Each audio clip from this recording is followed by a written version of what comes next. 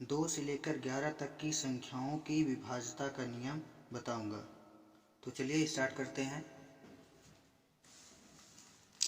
2 से विभाज्यता की जांच। तो कोई भी संख्या 2 से विभाज्य होती है यदि संख्या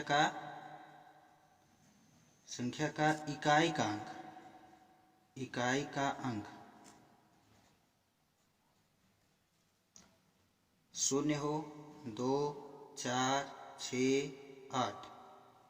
कोई भी संख्या 2 से विभाज्य होती है यदि संख्या का इकाई का अंक 0, 2, 6, 8 हो, तो संख्या क्या होती है? 2 से पूर्णतः विभाज्य होती है।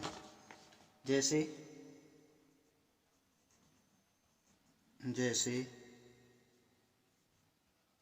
44, 48,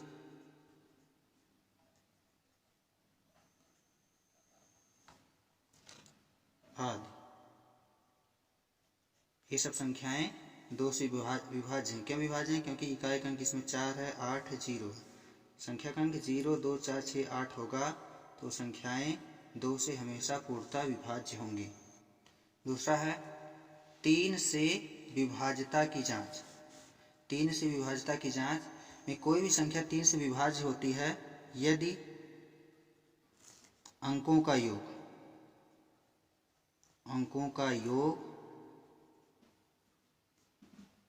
3 से विभाज्य हो। कोई भी संख्या 3 से विभाजित होती है यदि उस संख्या के अंकों का योग 3 से विभाजित होगा। जैसे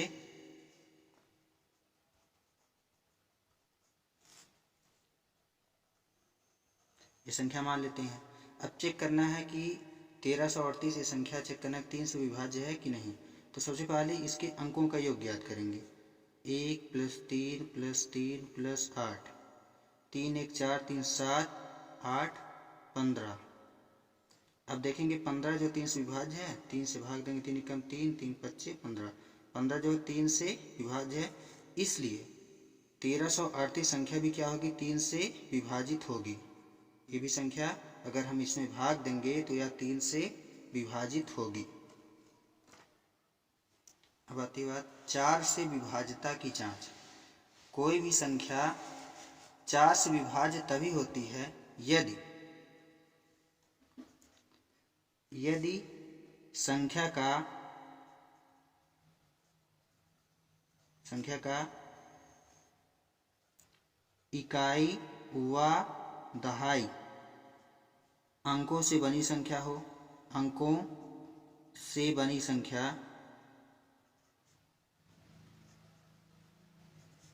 4 से विभाज्य हो।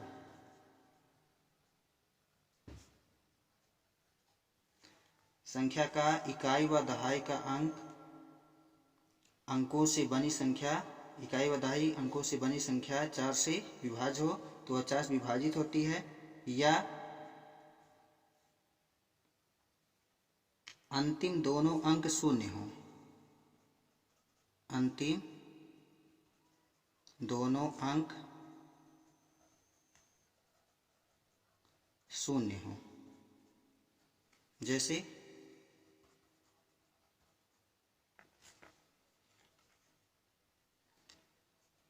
1 5 4 3 6। अब चेक करना कि ये संख्या 4 से विभाजित होगी कि नहीं।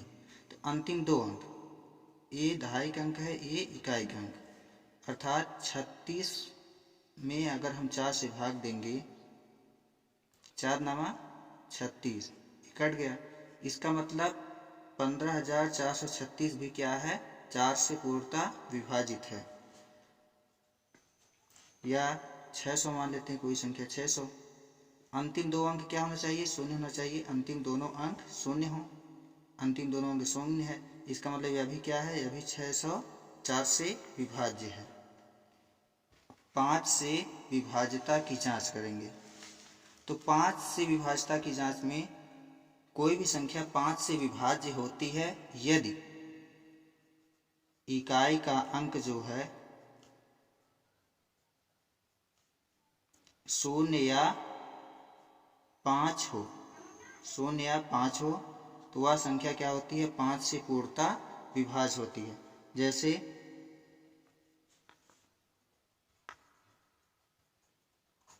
120, 55, 480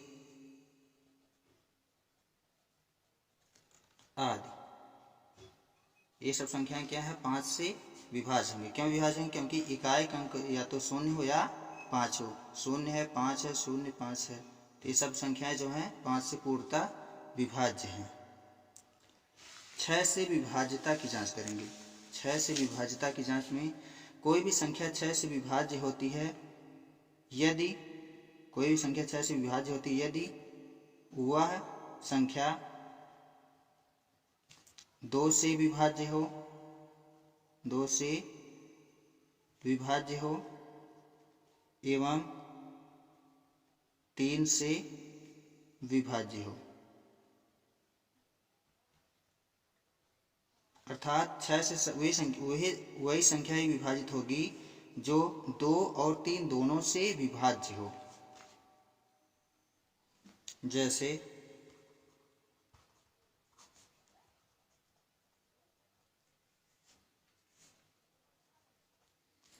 अब चेक करना है ये संख्या 6 से विभाज्य होगी कि नहीं। हम देख रहे हैं, पहले 2 से देखेंगे विभाज्य है कि नहीं। देख रहे हैं इकाई का अंक जो है सम संख्या है, इसलिए क्या है, 2 से विभाज्य है। ये क्या है, 2 से विभाज्य है, क्योंकि 2 से विभाज्यता के लिए हम बताए हैं कि 2 से वही संख्या विभाज्य होती है जिसका इकाई का अंक 0, 2, 4, 6, 8 हो। देख रहे हैं इकाई का अंक 6 है, तो क्या है, 2 से विभाज्य है। अब चेक करना 3 से विभाज्य है कि नहीं। तो 3 से वे संख्याएं विभाज्य होती हैं जिसके अंकों का योग 3 से विभाज्य हो।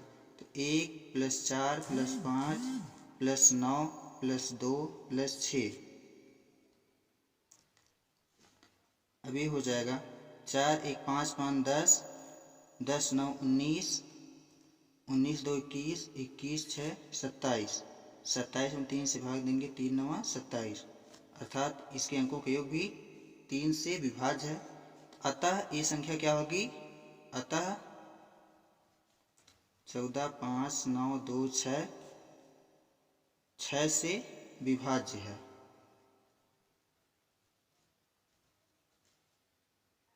सात से विभाज्यता की जांच करेंगे। कोई भी संख्या 7 से विभाज्य होती है यदि दी गई संख्या के इकाई अंक का दोगुना करके शेष अंकों से बनी संख्या में से घटा देने के बाद प्राप्त संख्या 0 हो या 7 से विभाज्य हो, तो दी गई संख्या 7 से पूर्णतः विभाज्य होगी। एक बार फिर सुन लीजिए। यदि दी गई संख्या के इकाई अंक का दोगुना करके शेष अंकों से बनी संख्या में से घटा देने के बाद प्राप्त संख्या 0 हो या 7 से विभाज्य हो, तो दी गई संख्या 7 से पूर्णतः विभाज्य होगी।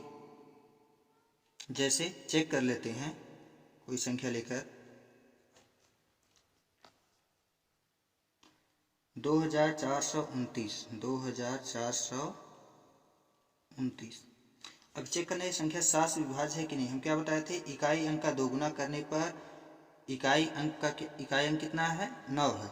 9 का दोगुना करेंगे कितना होगा, 18 होगा।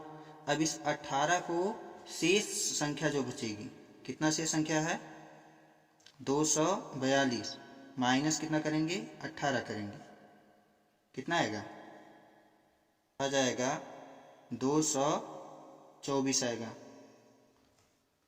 224 आ जाएगा। फिर क्या करेंगे, अब इसका जो इकाई का अंक कितना है, 4 है।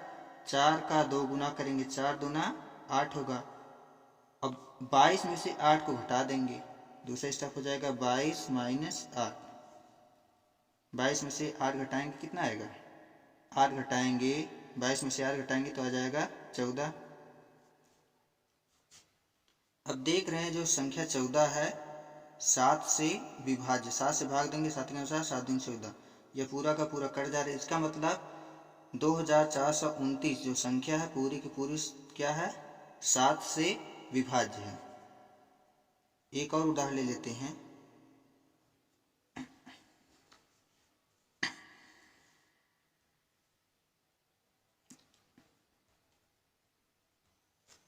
2435। चेक करना है संख्या 7 से विभाज्य है कि नहीं है।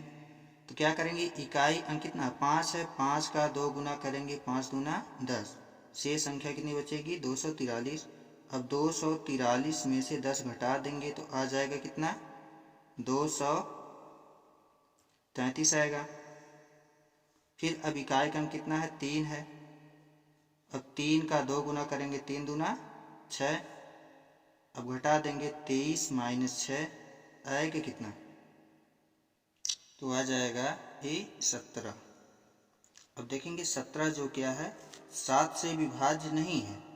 7 से विभाज्य नहीं है तो इसका मतलब 2435 संख्या 2435 संख्या 7 से विभाज्य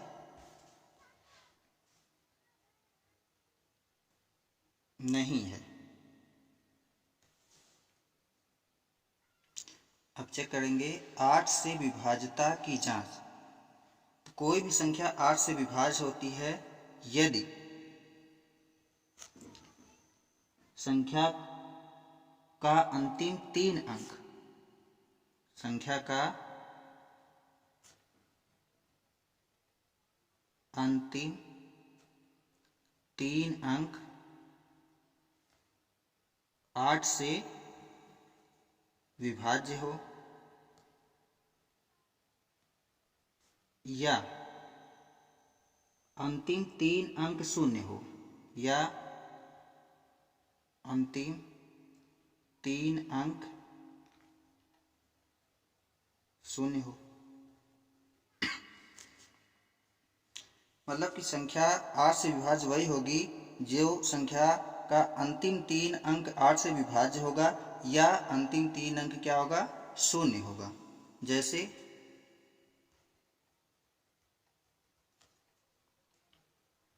321000 अंतिम 3 अंक क्या है 0 है, तो ये 8 से विभाज्य होगी। दूसरा उदाहरण लेते हैं 641525112। अंतिम 3 अंक को चेक करेंगे कि यह 8 से विभाज्य है कि नहीं। अब 8 से भाग देंगे 512 में, 8 से 48, 3 बचा, 8 चौक 32, शेष पर 0 आ गया। अंतिम 3 अंक क्या है 8 से विभाजित, इसका मतलब ये पूरी की पूरी संख्या भी क्या है 8 से विभाजित होगी। बात करते हैं 9 से विभाज्यता की जांच। कोई भी संख्या 9 से विभाज्य तभी होती है यदि अंकों का योगफल 9 से पूर्णतः विभाज्य हो। अंकों का योगफल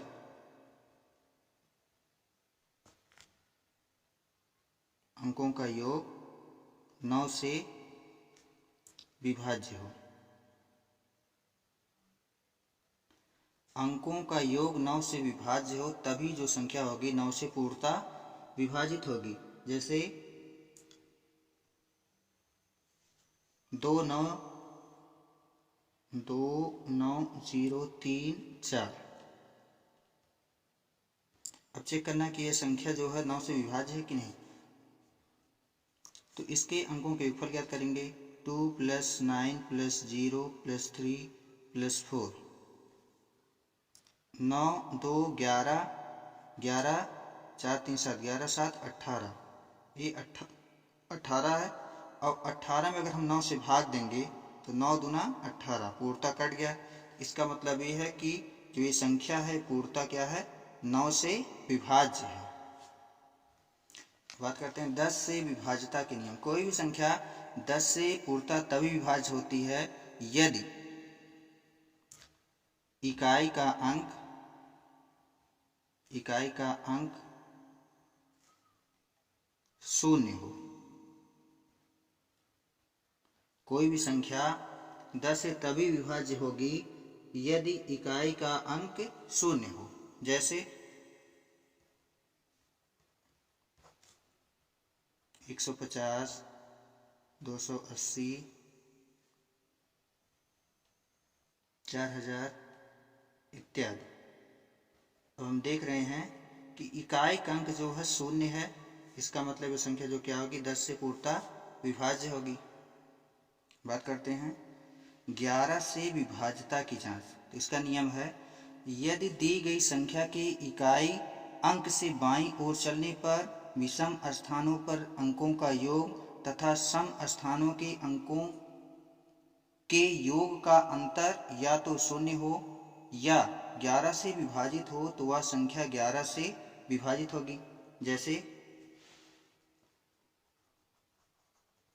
मान लेते हैं एक संख्या 7 1 2 7 3 6 2। इसमें क्या दिया, यदि दी गई संख्या की इकाई अंक से बाईं ओर, इकाई अंक से बाईं ओर इधर चलने पर विषम स्थानों पर अंकों का योग, विषम स्थानों पर अंकों का योग किधर 2 + 3 + 2 + 7। अब चलेंगे इधर से, तो विषम स्थानों के अंकों का योग, विषम स्थानों के अंकों का योग बराबर है, विषम स्थान क्या है 2 + 3 + 2 + 7 बराबर कितना हो जाएगा 3 2 5 2 7 7 14 हो जाएगा। फिर सम स्थानों के अंकों का योग हो जाएगा 6 + 7 + 1, इसका भी मान आ जाएगा 14। फिर क्या कहा है, दी गई संख्या के इकाई अंक से बाईं ओर चलने पर विषम स्थानों पर अंकों का योग तथा सम स्थानों के अंकों के योग का अंतर, विषम स्थानों के अंकों का योग और सम स्थानों के अंकों के योग का अंतर या तो 0 हो या 11 से विभाजित हो। हम इन दोनों का अंतर ज्ञात कर लेंगे। तो देखेंगे 14 - 14 बराबर 0 आ गया। इसमें क्या कहा, या तो 0 हो या 11 से विभाजित हो। 0 आ गया, इसका मतलब क्या है, अतः 7127362 संख्या 11 से पूर्णतः विभाजित होगी।